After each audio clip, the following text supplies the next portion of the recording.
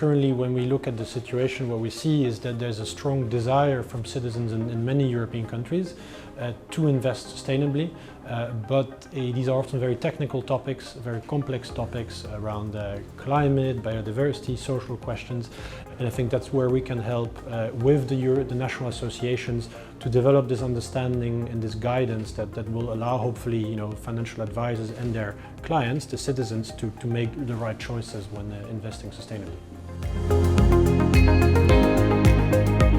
You see, I think, diversity.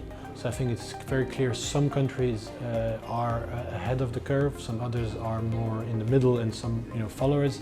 I think you see, for example, in France, I think it's fair to say, is one of the leading markets.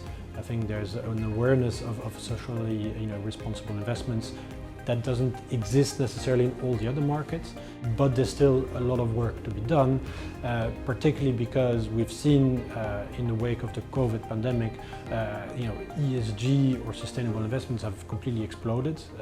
People have a huge interest in that, but with that you see a lot of complexity.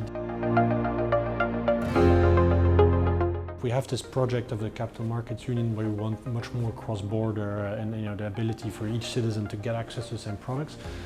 It's currently not yet the case. Everyone understands as sustainability as a sustainable investment may have some very strong national differences, and I think that's the challenge. We're there at this stage right in the middle of it, which is that actually there's a risk that all those different interpretation of what sustainable is leads to rather fragmentation rather than this coordination in this Capital Markets Union project. So I think this is something that's very high up on the list of priorities for Eurosif, and we're actively working with the European policymakers to make sure that they understand the problem, they're aware of it, and that we try as much as possible to limit this fragmentation where possible. Thank you.